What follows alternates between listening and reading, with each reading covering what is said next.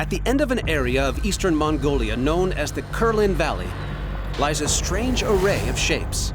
I've never seen anything on that scale anywhere in Mongolia that I've been. A central structure, 50 feet wide, appears surrounded by nearly 100 uniform pockmarks. I don't know whether they're mounds or depressions, whatever they may be, it doesn't look natural. Someone went to a lot of effort to make these things. What for? The location of the site in deepest Mongolia provides the biggest clue to the people who might have constructed it. The Kurlin Valley is what they refer to as the hearth of the Mongols. So this is very much their homeland. The Mongol Empire exploded into history 800 years ago, led by merciless warlord Genghis Khan. Genghis Khan was the greatest Mongolian who ever lived. It's as simple as that. He was a superb warrior, a great tactician, and he put together the largest land empire the world has ever known. The Khan conquered over 12 million square miles of land, sweeping across the Russian steppes at the head of an unstoppable army of horsemen.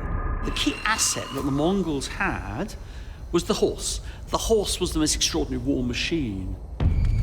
These warrior horsemen built only one true city, Karakoram, the ritual capital of the Mongol Empire.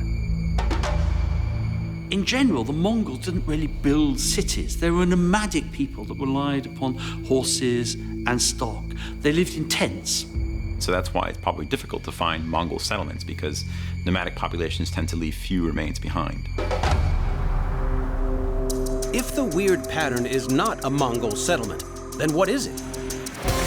Archaeologist Erdine Mayagmar investigates the site on the ground. She discovers that the central feature in the satellite image is a vast collection of rocks. This is amazing. This is much bigger than we thought. Ground-level inspection reveals the gory purpose of the surrounding formation of shapes. We have bits of horse buried in these pits, which almost certainly have been for sacrificial purposes. If horse bones really have been placed in the pits around the mound, they could only serve one purpose. Archaeologist Mark Horton has seen this pattern many times before. So we know that this huge central mound is a burial site. The satellite has photographed an ancient tomb, and the scale of the sacred site suggests that a very powerful person is buried there.